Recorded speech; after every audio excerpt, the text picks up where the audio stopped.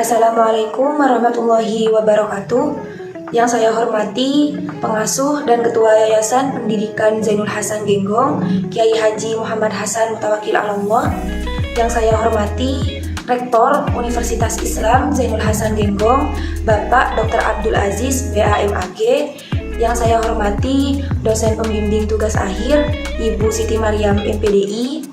Yang saya hormati dosen pembimbing tugas akhir Bapak Babul Bahrudin MPD, dan yang saya hormati kedua orang tua saya yang mana telah memberikan dukungan serta doanya sehingga saya bisa mencapai pada titik ini.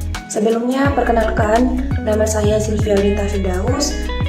Saya dari Prodi Tadris IPS, Fakultas Tadris Umum, Universitas Islam Zainul Hasan Genggong, Probolinggo. Pada kesempatan kali ini, saya akan mempresentasikan proposal tugas akhir saya yang berjudul Eksploitasi Anak di Bawah Umur dalam Membantu Perekonomian Keluarga di Kecamatan Banyuanyar, Kabupaten Probolinggo.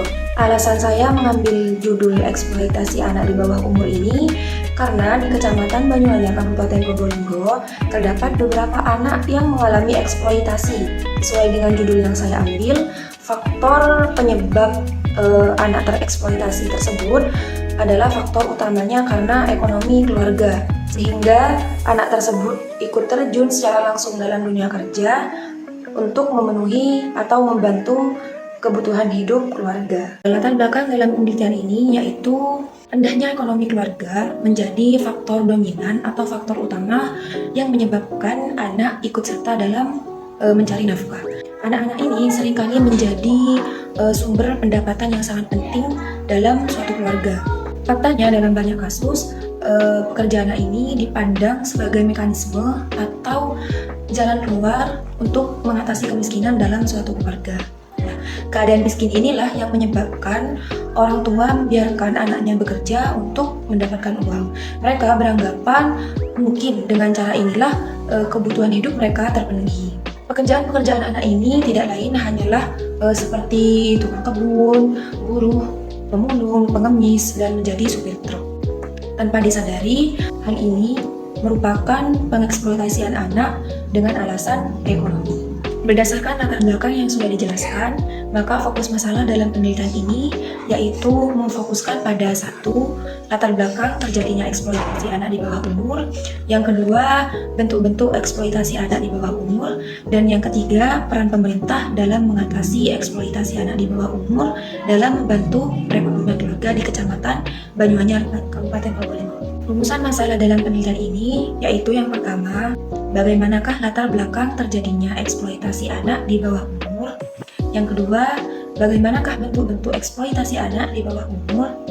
Dan yang ketiga, bagaimana peran pemerintah dalam mengatasi eksploitasi anak di bawah umur dalam membantu perekonomian keluarga di Kecamatan Banyuanyar, Kabupaten Probolinggo. Dan tujuan dari penelitian ini yaitu untuk menjawab rumusan masalah tersebut. Dari hasil penelitian ini diharapkan dapat memberikan manfaat, baik manfaat secara teoritis maupun manfaat secara praktis. Manfaat teoritis yaitu sebagai bahan referensi untuk menghasilkan konsep tentang eksploitasi anak bagi penelitian-penelitian selanjutnya. Sedangkan manfaat praktis yaitu ada 3. Yang pertama untuk orang tua, memberikan pemahaman terhadap orang tua tentang tanggung jawab kepada anaknya. Yang kedua yaitu kepada masyarakat untuk memberikan masukan dalam menangani permasalahan-permasalahan eksploitasi anak. Dan yang ketiga, manfaat lain yang ingin dicapai dalam penelitian ini yaitu untuk memberikan masukan dan tambahan informasi bagi penelitian-penelitian selanjutnya. Selanjutnya yaitu kajian penelitian terdahulu. Terdapat beberapa penelitian terdahulu yang saya paparkan di sini. Persamaan penelitian ini dengan penelitian terdahulu yaitu alasan paling utama penyebab timbulnya eksploitasi anak di bawah umur adalah faktor ekonomi. Meskipun terdapat beberapa persamaan dengan penelitian terdahulu, penelitian ini juga memiliki perbedaan, yaitu pada lokasi penelitian dan metode yang digunakan dalam penelitian. Baik, selanjutnya yaitu bab 2 tentang kajian teori. Kajian teori yang pertama di sini yaitu pengertian eksploitasi anak. Pengertian eksploitasi anak menurut Kamus Besar Bahasa Indonesia tahun 2009 mengartikan bahwa eksploitasi sebagai penghisapan, pemerasan atas diri orang lain dengan sewenang-wenang dan tanpa tanggung jawab untuk kepentingan diri sendiri. Jadi dapat diartikan bahwa eksploitasi anak adalah suatu keadaan di mana anak melakukan sesuatu bukan untuk kepentingan diri sendiri, melainkan tekanan atau suruhan dari orang lain. Di sini terdapat beberapa bentuk-bentuk eksploitasi anak, yaitu ada 3. Yang pertama yaitu eksploitasi secara ekonomi. Eksploitasi secara ekonomi di sini yaitu memperkerjakan anak dengan menyuruhnya bekerja untuk kepentingan orang lain atau untuk kepentingan orang tuanya, tanpa memikirkan upah yang layak atau jam kerja yang panjang. Yang kedua yaitu eksploitasi secara fisik. Eksploitasi secara fisik ini yaitu memanfaatkan tenaga anak yang seringkali pekerjaan tersebut tidak sesuai dengan usia atau kondisi fisik si anak. Yang ketiga yaitu eksploitasi sosial. Eksploitasi sosial di sini yaitu segala bentuk atau segala sesuatu yang dapat menghambat emosi si anak. Terdapat beberapa faktor yang menjadi penyebab timbulnya eksploitasi anak. Yang pertama yaitu faktor ekonomi. Salah satu penyebab terjadinya eksploitasi secara ekonomi yaitu rendahnya tingkat pendidikan orang tua. Rata-rata tingkat pendidikan orang tua hanya sampai pada tingkat sekolah dasar. Hal ini yang menyebabkan orang tua tidak mendapatkan pekerjaan yang layak sehingga perekonomian mereka rendah. Yang kedua yaitu faktor lingkungan. Keadaan lingkungan sekitar juga menjadi faktor penyebab terjadinya eksploitasi terhadap anak.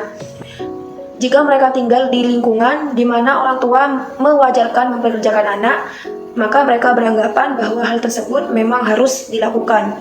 Mereka tidak akan keberatan dengan pekerjaan tersebut karena tetangga mereka juga melakukan hal yang sama. Yang ketiga yaitu faktor keluarga. Anak tidak akan bisa menolak jika hal tersebut adalah perintah dari orang tua. Selanjutnya yaitu pengertian dari anak di bawah umur. Anak di bawah umur adalah anak yang belum cukup umur dan belum menikah. Yang terakhir yaitu pengertian dari keluarga. Keluarga adalah kesatuan, interaksi, dan komunikasi yang terlihat dari keterlibatan semua orang dalam memainkan peran baik sebagai suami dan istri, orang tua dan anak, maupun sanak dan saudara. Teori yang digunakan dalam penelitian ini yaitu menggunakan teori habitus dan arena. Teori yang dikembangkan Bourdieu ini berorientasi pada hubungan dialektik antara struktur objektif dan fenomena subjektif dalam melihat realitas sosial. Realitas sosial ini yang melibatkan pada unsur-unsur subjektif seperti mental individual, struktur pengalaman individual, dan struktur kognitif yang berdialektika pada struktur objektif. Struktur subjektif dan objektif inilah yang disebut sebagai habitus, yakni habituasi atau kebiasaan, dan arena adalah lapangan atau ranah. Unsur-unsur subjektif inilah yang akan peneliti analisis berdasarkan hasil penelitian pada masalah eksploitasi anak di bawah umur.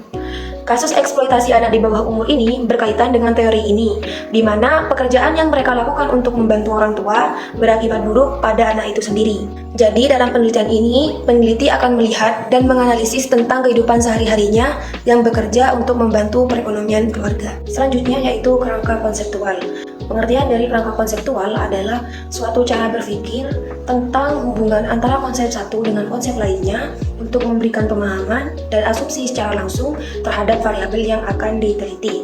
Kerangka berpikir dalam penelitian ini yaitu berdasarkan teori habitus dan arena, eksploitasi anak di bawah umur dipengaruhi oleh faktor arena. Faktor arena apa saja? Yaitu lingkungan keluarga, contohnya seperti broken home dan ekonomi rendah, lingkungan masyarakat, pengaruh pergaulan, pendidikan, dan kebijakan pemerintah. Dari lingkungan tersebut, banyak sekali yang berperan terbentuknya anak untuk melakukan pekerjaan-pekerjaan tersebut yang membentuk habituasi atau kebiasaan-kebiasaan buruk pada masyarakat seperti karakter atau perilaku yang menyimpang. Baik, selanjutnya yaitu bab 3. Di sini ada pendekatan dan jenis penelitian. Pendekatan yang digunakan dalam penelitian ini yaitu pendekatan kualitatif, yang dimana di dalamnya terdapat proses, hipotesis, turun lapangan, analisis data, dan kesimpulan. Alasan mengapa menggunakan pendekatan kualitatif karena peneliti meyakini bahwa untuk mencari fakta yang sesungguhnya harus dilakukan dengan pendekatan kualitatif atau interpretasi makna. Nah, jenis penelitian yang digunakan dalam penelitian ini yaitu studi kasus, di mana jenis penelitian ini mengembangkan sebuah analisis mendalam dari sebuah kasus, individu, atau kelompok. Selanjutnya yaitu kehadiran peneliti. Nah, kehadiran peneliti diistilahkan sebagai instrumen kunci. Peneliti harus hadir ke lapangan untuk mengamati lingkungan yang akan diamati atau yang dijadikan tempat penelitian dan mencari data yang diperlukan agar mendapatkan data yang valid atau data yang akurat. Nah, lokasi penelitian ini yaitu di Kecamatan Banyuanyar. Peneliti memilih lokasi ini karena di Kecamatan Banyuanyar merupakan salah satu tempat anak yang bekerja untuk mencukupi kebutuhan hidup keluarga. Selanjutnya yaitu ada data dan sumber data penelitian. Yang pertama yaitu informan penelitian. Peneliti dalam menentukan informan penelitian memilih untuk menggunakan teknik snowball sampling atau teknik bola salju. Dengan menggunakan teknik ini akan ditemukan informan-informan kunci yang memiliki informasi terkait masalah yang akan diteliti. Alasan peneliti menggunakan teknik snowball sampling ini karena data yang diambil akan atau mampu memberikan data yang memuaskan, sehingga jika data kurang lengkap, kita bisa mengambil dari informan-informan lainnya. Yang kedua yaitu ada fenomena. Banyak sekali fenomena yang bisa diamati yang berhubungan dengan eksploitasi anak di bawah umur. Salah satu contohnya yaitu saat anak sedang melakukan pekerjaannya. Yang ketiga yaitu dokumentasi. Data berupa gambar ini bisa diperoleh dari hasil observasi lapangan. Contohnya saat aktivitas anak di bawah umur, kondisi ekonomi keluarga, data-data kependudukan, jenis-jenis pekerjaan yang dilakukan, ataupun wawancara dengan anak sedang berlangsung.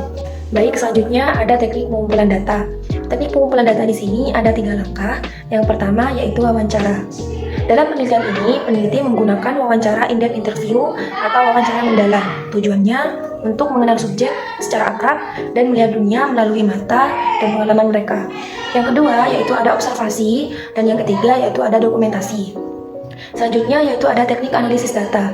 Teknik analisis data yang digunakan dalam penelitian ini menggunakan model Miles and Huberman, yaitu mencakup 3 bagian. Yang pertama yaitu ada reduksi data.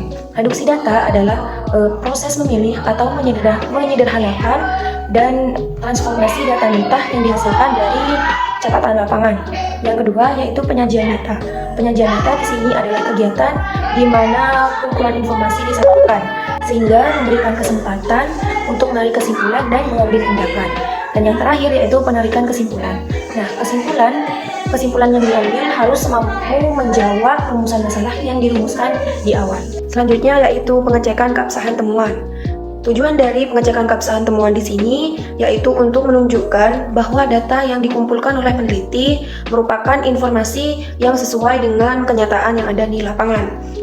Teknik yang digunakan dalam pengecekan keabsahan temuan di sini yaitu menggunakan teknik triangulasi, di mana teknik triangulasi di sini ada 3 macam. Yang pertama yaitu teknik triangulasi sumber, yang kedua triangulasi teori, dan yang ketiga triangulasi metode.